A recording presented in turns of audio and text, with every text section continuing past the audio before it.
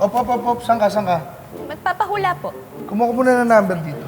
Magpapahula lang ako, kailangan ko pa ng number. Kasi yung mga fortune teller dito, mga dating bank teller yan. Yung sistema nila sa bangko, ina-apply nila dito.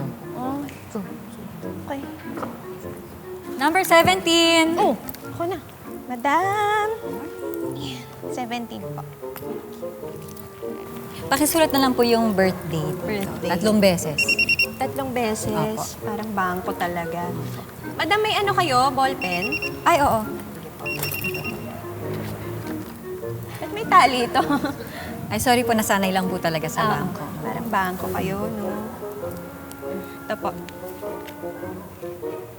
Sige po, ano po ang gusto nilang ipahula? Madam, meron kasi akong may nagugustuhan ako dun sa opisina namin eh. Gusto ko sanang malaman kung may gusto din siya sa akin. Okay, sige. Meron po ba silang 1 by 1 photo nila? Meron. Lagi kong dala yan eh.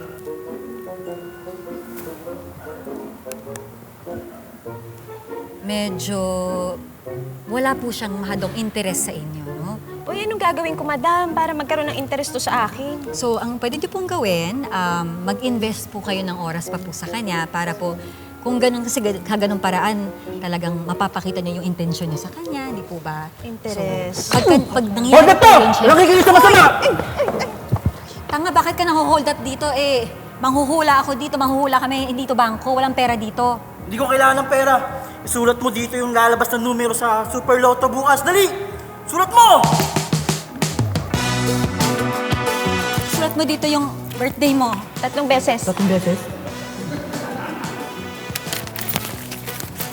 Oh, serious mo ito ma, 18?